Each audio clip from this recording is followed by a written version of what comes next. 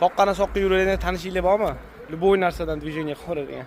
Mana shu uchastkamiz uchun uchastka olib, soqqa ham qilaman desangiz, mana shu uchastkamiz siz uchun 129.900 so'm Ramazon mahali qiziq bo'lsa dars ko'ringlar, ko'rinyapti. Ramazon mahali Nazarbekdan Toshkentning qaysi bo'yidan 15 metr yo'l. Hovlimizni qaranglar.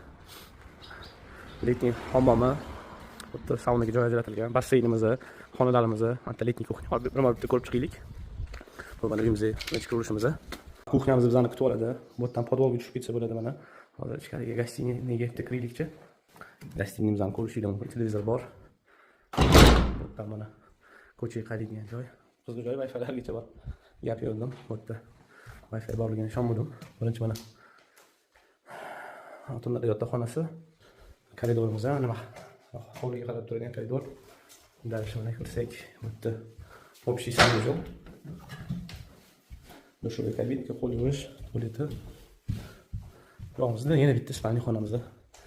Buni moyna desanglar, bu podvolga qaraydigan oynamiz. Tomonimizda mana ikkinchi chiqishimiz. Bo'ladi.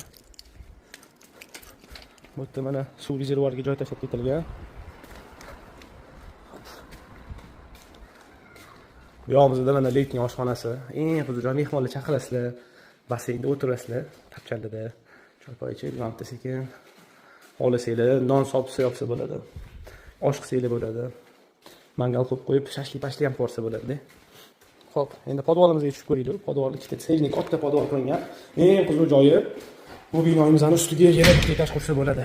Mana ko'rsanglar bo'ladi, podvolimiz ham katta, salqingina. Mehmon kutib olishga ham yaxshigina. O'sha letniy kuxnyada shunday ovqatlar qilib o'tga tushamiz dedi. Bu ikkinchi podvolimiz. İkinci podvolimizni ko'rsanglar bo'ladi. Esinglarda bo'lsa, kuxnyadan podvolga tushib oldim mana masjidda. Mana agar xohlasanglar, mana bitta bo'lib qo'yib, ikkita отдельный kichkina xona qilsa bo'ladi. Kameralargacha qo'yilgan. Dars ko'ramiz. Bitta qaranglar. Maza qilib, toza havo shamol kelib turibdi. Tomonimizda hovlimiz ko'rinib turadi. Eng qiziq joyi mana darvozani ko'rib turibsizlar. Mana ikkinchisini ham ko'rib turibsizlar. Katta mashina sig'adi. Nima uchun qilingan desanglar, mana bu uchastkamizning boyligi. Nimaga boyligi? Chunki bu tomoni sizni soqqa qila olasizda, bu tomonda mana mol holida tashab turib, 20 tacha qo'y, 10 tacha buqa solsangiz, foydasini olib yuraverasiz. O'zim qarashni bilmayman, qarolmayman desangiz, unda sizga boshqa решение bor. Mana chiqib kelamiz, ko'rasizmi, bu yerda turgan postroykalarni. Bitta xona, kuxnya, hammom, yana bitta детский xonachasi va tualeti bor.